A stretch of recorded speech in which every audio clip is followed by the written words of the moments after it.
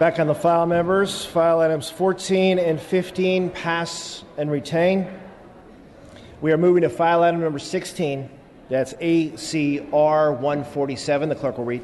Assembly Concurrent Resolution 147 by Assemblymember Dodd and others relative to California Agriculture Day.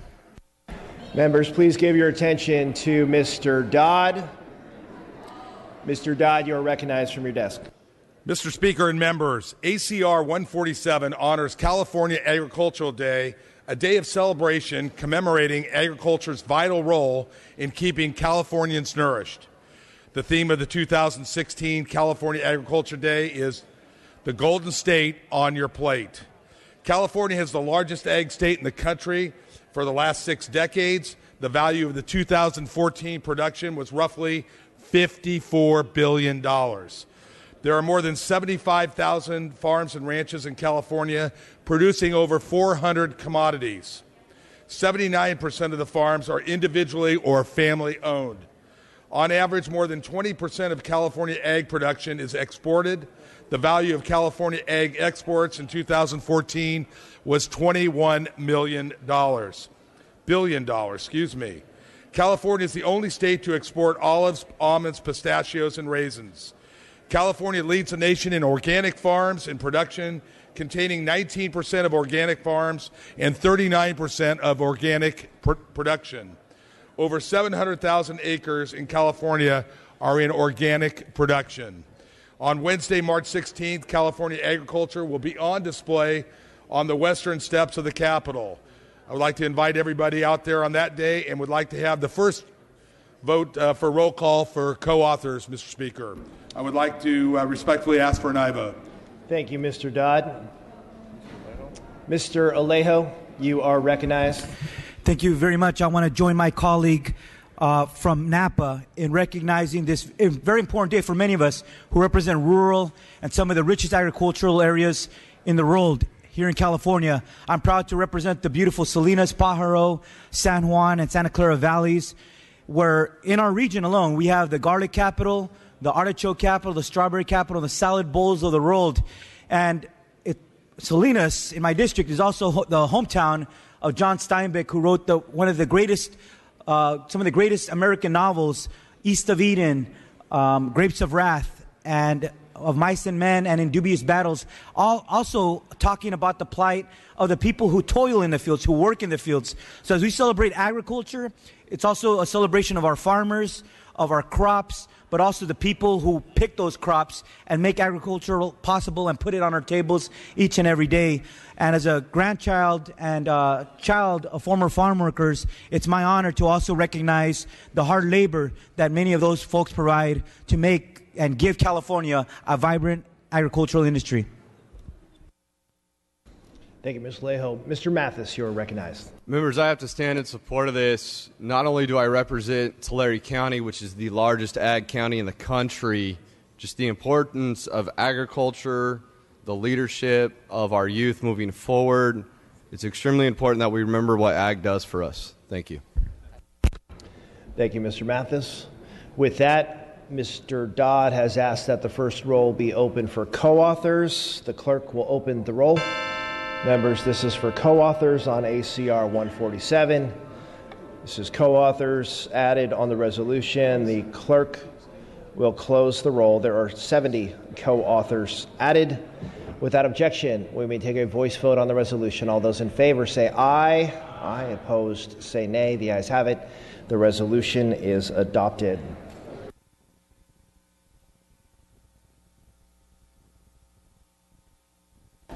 On Senate third reading, file item 17 is passed and retained. File item 18, SCR 105. The clerk will read. Senate Concurrent Resolution 105 by Senator Mendoza relative to Pakistani American Day. Mr. Cooper on the resolution. Mr. Speaker and members, SCR 105 observes March 23, 2016 as Pakistani American Day and marks the signing of the Lahore Resolution and the adoption of the first Pakistani Constitution, known in Pakistan as Pakistani Resolution Day. SCR 105 acknowledges this important historical event and recognizes the rich contributions of the Pakistani American community in California. The first roll call will be open for co-authors. I respectfully ask for your aye vote. Thank you, Mr. Cooper. Seeing no discussion on the resolution, Mr. Cooper's asking the first roll be open for co-authors. The clerk will open the roll. All members vote who wish to vote. This is for co-authors. This is for members to add as co-authors on the SCR. The clerk will close the roll. There are 71 co-authors added. Without objection, we may take a voice vote on the resolution. All those in favor say aye. Aye. Opposed say nay. The ayes have it. The resolution is also adopted. We are moving to consent calendar. Does any member wish to remove an item from the consent calendar? Seeing and hearing none, the clerk will read the second-day consent calendar. Assembly Concurrent Resolution 95 by Assemblymember Mathis and others, relative to the American flag. The clerk will open the roll on the consent calendar. All members vote who wish to vote. All members vote who wish to vote. This is for the consent calendar adoption. All members vote who wish to vote. The clerk will close the roll, tally the vote. There are ayes 73, noes 0. Consent calendar is adopted.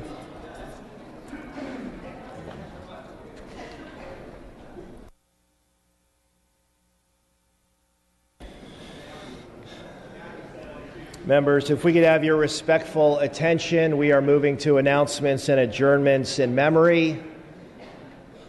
The following members were granted prior permission to speak on an adjournment in memory. Members, I'm going to ask that you please take your seats. Please take your seats, members, for adjournments in memory.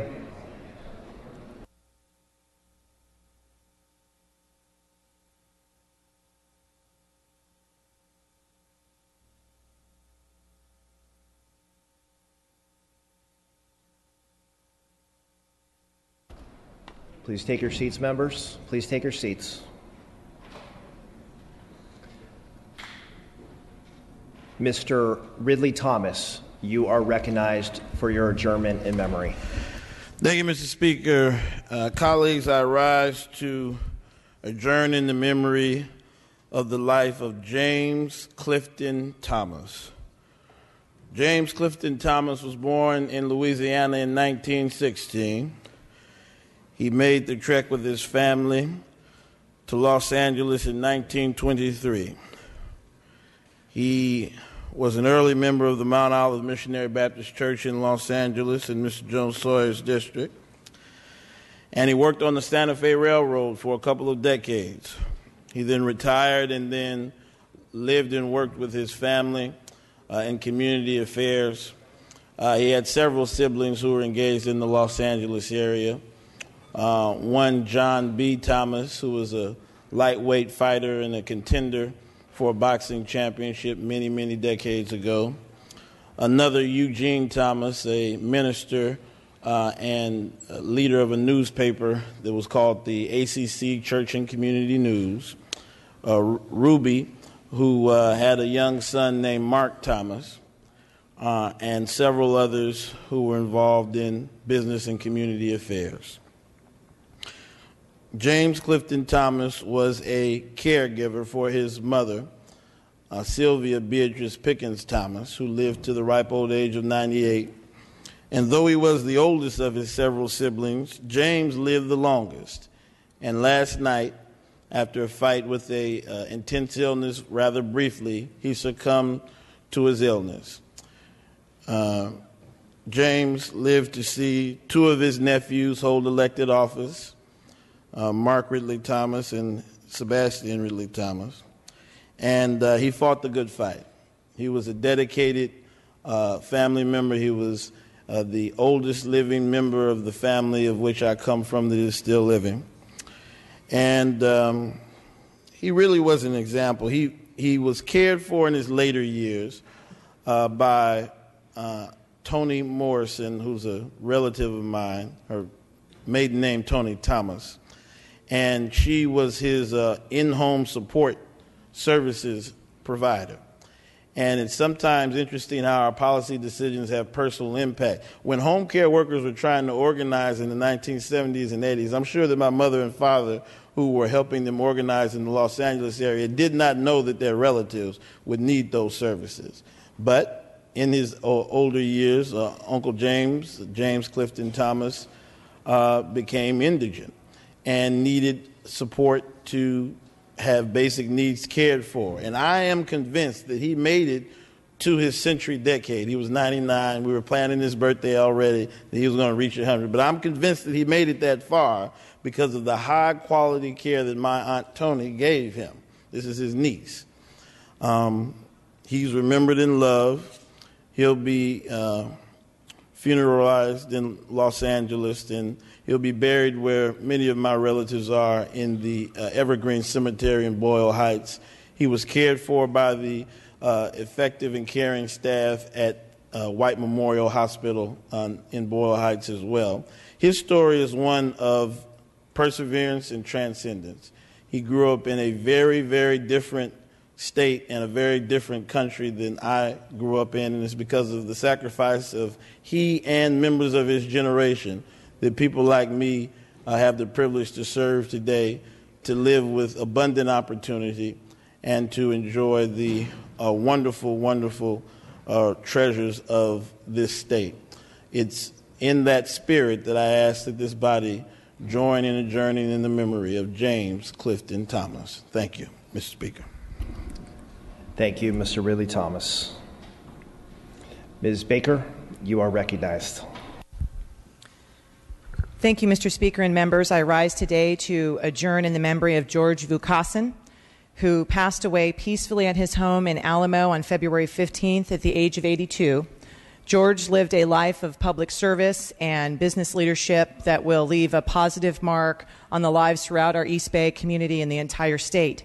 He attended UC Berkeley, where he played on the football team, and after graduating with a criminology degree, he served in the U.S. Army and later the Army Reserves, retiring after 35 years with the rank of Major General. After his time serving our country in the military, he ran the craft coffee business that his father started back in 1924, which we will know as the Peerless Coffee and Tea Company. He made craft roasting of coffee popular years before we've seen it rise in so many coffee shop chains. His business life was very rewarding. He was awarded the country of Colombia's Manuel Mejia Medal of Honor for his lifelong promotion of quality coffee throughout North America.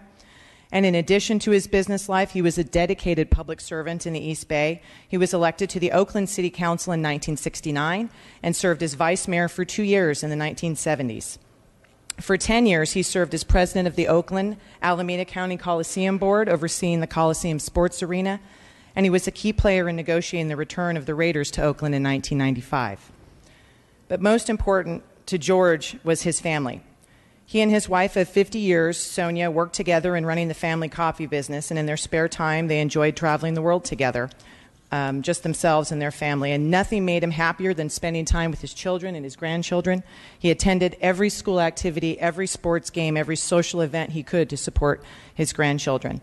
And most recently, I met George just a month ago with his wife, Sonia, as the Lesher Center for the Arts in Walnut Creek rededicated a theater in their name to recognize the great generosity that they have had in the community as philanthropists and supporting arts access and education for families in the East Bay.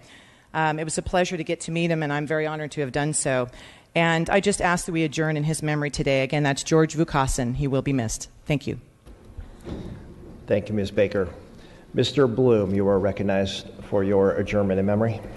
Thank you. Members, I rise to adjourn in the memory of Alfred Mann, a visionary serial entrepreneur, investor, and philanthropist, most known for his many medical device companies. Mr. Mann was born in 1925 to English and Polish immigrants. After serving in the Army Air Forces during World War II, he moved to California and attended UCLA, where he graduated with a bachelor's and master's degree in physics. He founded his first company, Spectralab, in 1956 at the age of 31 and began his career working on aerospace projects for the military, including building improved guidance for missiles and solar cells for spacecraft. Over the course of his career, he would go on to found 17 companies, many of them biomedical enterprises that improved the lives of millions, truly countless people. His companies became known for groundbreaking inventions and products such as the artificial retina, the first rechargeable pacemaker, insulin pumps, cochlear implants, and most recently, an inhalable insulin product known as Afrezza, in which he invested over $1 billion of his own money to bring to market. The company name was a great play on words, Mankind. Mann was a member of the USC Board of Trustees and funded a biomedical institute at USC that bears his name. He was known to be persistent and hardworking, often joking that he would retire at the age of 140. At the time of his death last Thursday, he was still active in at least 5 companies. Mann is survived by his wife Claude, his brother and sister, 7 children, and 10 grandchildren. And I ask that we adjourn in his memory. Thank you, Mr. Boone. Mr. Dababneh on this adjournment in memory. I also, too, would like to adjourn in the name of my friend Al Mann. I had the great pleasure of getting to know him over the past decade, and I won't rehash what Mr. Bloom said from his obituary, but I will tell you, this is a gentleman that into his 90s still ran this company on a day-to-day basis. He would drive up to Mr. Wilkes' district, to his headquarters, and on a regular basis, he would come into Congressman Sherman's office, not with a driver, not with staff, just by himself, to talk about issues that he thought were important, how we could, in elected office, benefit the people that he was also trying to help with his medical devices. But if you think about it, there are people today that can hear that without Al Mann's devices would not. There are people that can see that without his innovation would be blind. And there are millions of people around the world that will never know his name, but because of his generosity, will live longer, more successful, and healthier lives. And I know he came into Congressman Sherman's office right after I got elected. And he was about 88, 89 years old, still very strong, very sharp, and very funny. And one of our newer staffers, who was probably about 25 years old, was a Bruin. And on the way to Congressman Sherman's office, where he had a very important conversation to be had about something that involved his company, he took about 10 minutes to talk to that new staffer about UCLA and about how, as a young man, he worked in a lemon orchard to help pay his tuition to get a degree in physics. And one thing that I don't think was mentioned, before he was 30 years old, he was one of the leading researchers that invented solar cells. It was for the spacecrafts. And if you think about that, it tells you everything you need to know about him. He wasn't too important to still remember where he came from. And he took the time to treat everyone the same. And that's how he really lived his life. So it's real great and deep respect, I ask, that we adjourn his memory and remember his wife, Claude, for all the amazing work they did to make our community a better place. Thank you. Thank you, Mr. Dababneh. Mr. Cooley, you are recognized. Colleagues, I am pleased today to rise in memory of John Howard Sullivan, a career-long friend of mine who passed away recently. We had a little bit of a similar path. He, too, was a Berkeley grad. He studied journalism. He went on to graduate from George School of Law, becoming an attorney. He grew up in southeastern California.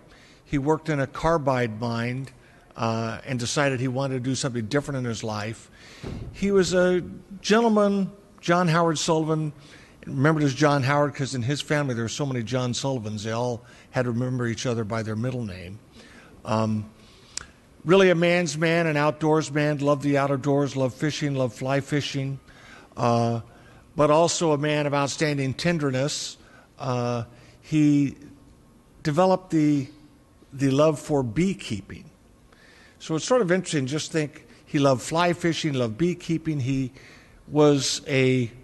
started his career as a lawyer at Caltex, was instrumental in the transition teams for Governors Duke Majan, Wilson, Schwarzenegger, was a deputy director of the Department of Fish and Game, ultimately director of Business, Transportation, Housing, president of the Association of Californians for Tort Reform for a period, recognized and, I would say, respected by people on both sides of those civil justice fights.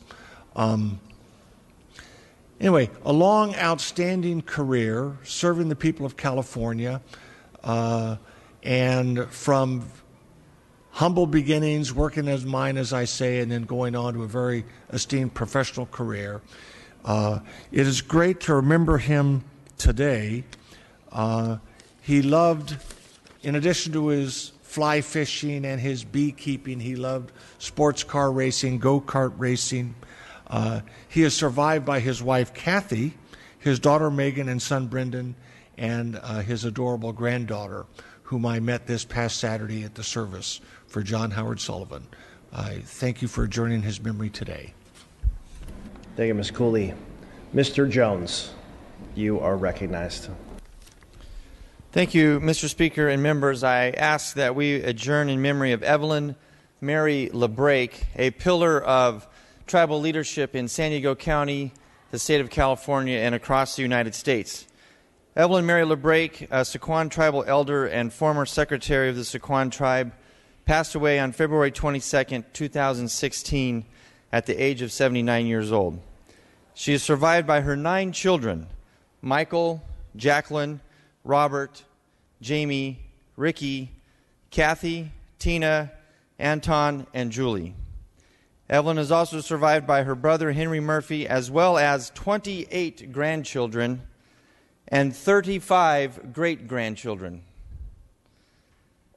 Evelyn was a firm believer in hard work and did so her whole life. Evelyn spent over 20 years as a machinist for Whitaker Survival Systems. Evelyn was recognized for being steadfast and passionate in her beliefs and as a defender of tribal sovereignty, tribal government gaming, and advancing the causes of Native Americans.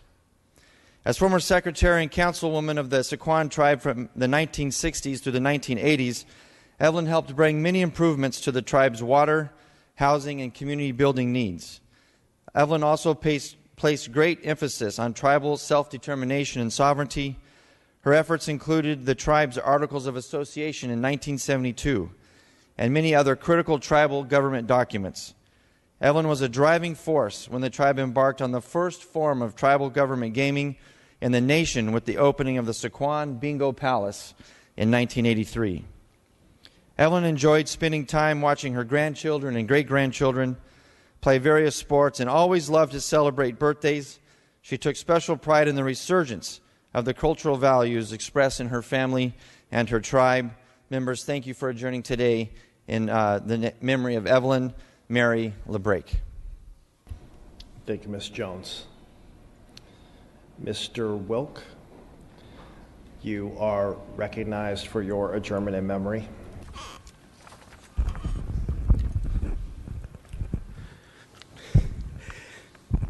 Thank you, Mr. Speaker and members. I rise today in memory of Nancy Reagan. Everyone simply knew Nancy Reagan's glance as the gaze, a blend of respect and schoolgirl crush. It was the look Nancy Reagan famously gave her husband, President Ronald Reagan, when he spoke in public.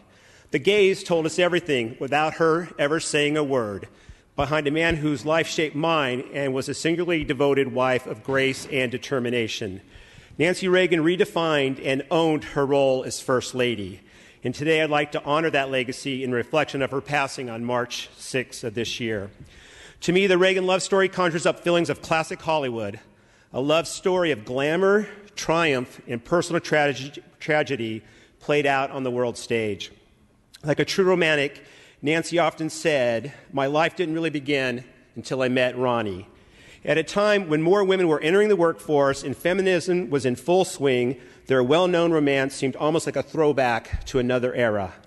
White House speechwriter Ken Kachigian once remarked, she had one constituent, and that was Ronald Reagan. Luckily for her one constituent, Nancy was incredibly shrewd and a politically astute partner. Ronald Reagan is often called the great communicator, and his ability in tying the principles of freedom, individual liberty, and limited government together into a governing philosophy that led to the fall of the Soviet Union and the renewal of America. But without Nancy Reagan, that might never have been achieved, and with such great success. Stuart Spencer, who managed Reagan's California presidential campaign, said, "I don't think he would have ever got elected governor or president if it wasn't for his wife. She was that important to him. She was the anchor." Nancy valued her man with intensity, and that devotion only made Ronald Reagan stronger. She gave him a comfortable place to fall amid the stress and chaos of the hardest job in the world. I speak as someone who can vouch for how invaluable a supportive and devoted spouse can be amongst the strains of running for office and the grind once elected. One of Nancy's most unforgettable quotes is from her autobiography, where she wrote about giving Ronald Reagan advice. "I'm the only one who knows him best," she said, "and I was the only person in the White House who had absolutely no agenda of her own except helping him. And so I make no apologies for telling him what I thought." Nancy was often seen as the firewall between other people and her husband. Staffers in the White House even referred to her as the Dragon Lady, so ferocious she would make even the most experienced White House aide quake in fear of saying the wrong thing in front of her. In protecting Reagan, Nancy became one of the most powerful first ladies ever. Nancy Reagan's famous Just Say No initiative was the start of her historic leadership as First Lady. Many scoffed at her efforts, but Nancy often goes underappreciated for inspiring millions of Americans to actively combat drug use and addiction, which tears at the social fabric of our country. Tragically, Nancy's lifelong mission of helping the man she loved came to a close after a decade-long struggle with Reagan's Alzheimer. And after Ronald Reagan retreated from public life in 1994, Nancy was permanently at his side and will forever be remembered for her compassion in caring for President Reagan until his final days. Nancy always said how much she missed her Ronnie, and on March 6th of this year, Nancy returned to her great love. Nancy Reagan is being laid to rest this Friday next to her beloved Ronnie at the Ronald Reagan Presidential Library and Museum in Simi Valley. She is survived by her two children, Patricia and Ron, as well as stepson Michael Reagan and son-in-law Dennis Ravel. From Ronald Reagan's administration forward, First Ladies began to have real political clout and treated as public leaders in their own right. Nancy Reagan transformed the role of First Lady and it all began with an adoring gaze. Thank you, members, for your attention. Thank you, Mr. Wilk. Mr. Bloom, you are recognized. Thank you, Mr. Speaker. Members, it is my honor to rise and ask that we adjourn in the memory of my constituent and undeniable iconic American, Nancy Davis Reagan, the First Lady of the United States from 1981 to 1989, and First Lady of California from 1967 to 1975, and wife of the 40th President of the United States and 33rd Governor of California, Ronald Reagan. Mrs. Reagan died in her home in my district at the age of 94. Born Anne Frances Robbins on July 6, 1921 in New York City, Nancy Reagan had a difficult childhood with her father leaving her and her mother shortly after her birth. Her mother remarried when she was 8 to a neurosurgeon named Loyal Davis, who officially adopted her, gave her his last name, and brought stability to her life. She referred to him as her father for the rest of her life. This experience would no doubt prove central to her efforts later in life to protect children from the horrors of drug abuse. Shortly after graduating from Smith College in Massachusetts in 1943, Mrs. Reagan pursued an acting career and began appearing in Broadway musicals. Ultimately, she made it to Hollywood, landing her first role in East Side, West Side, which was released in 1949 and starred Barbara Stanwyck, James Mason, and Ava Gardner. Over the next decade, she would go on to appear in 11 films. One of her last, Hellcats of the Navy, released in 1957, is one where she appeared alongside her future husband, actor Ronald Reagan. As First Lady, Nancy Reagan is probably best remembered for advocating against drug and alcohol abuse at a time when crack cocaine was ravaging communities across the United States. Her campaign, which coined the phrase, as we all know, "Just Say No," particularly focused on the nation's youth, who were particularly impacted by the epidemic and how it was ripping apart their home lives. While many people before her had waged this battle, she took it to new heights. As an example, in 1988, before the UN General Assembly, she argued that the U.S. needed to do more internally and not simply blame the poorer nations that produced most of the narcotic by saying, permission to read? Without objection. We will not get anywhere if we place a heavier burden of action on foreign governments than on America's own mayors, judges, and legislators. You see, the cocaine cartel does not begin in Medellin, Colombia. It begins in the streets of New York, Miami, Los Angeles, and every American city where crack is bought and sold. But the legacy that she cemented for many of us was the fierce protector of President Reagan, as Mr. Wilk alluded to, specifically his privacy when it was announced that he had Alzheimer's disease. She was, as Lou Cannon put it in the New York Times, a fierce guardian of her husband's image. In 1994, after President Reagan announced he had Alzheimer's, she began what she called the long goodbye.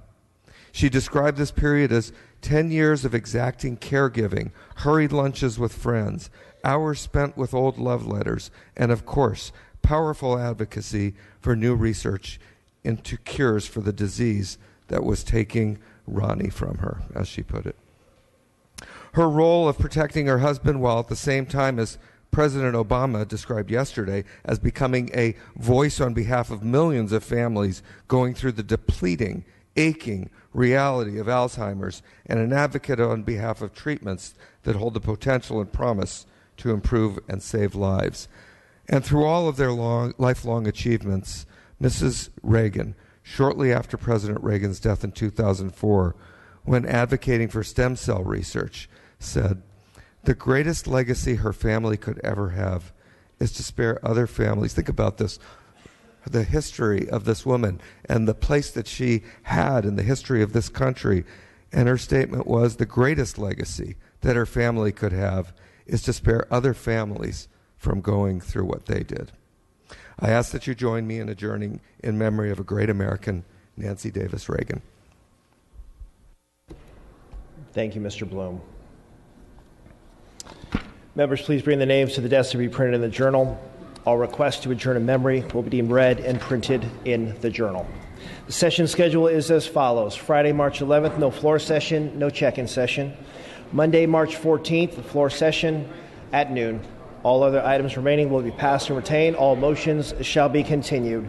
Seeing and hearing no further business, I'm ready to entertain a motion to adjourn. Mr. Calderon moves. Ms. Waldron seconds that this House stands adjourned until Monday, March 14th at noon.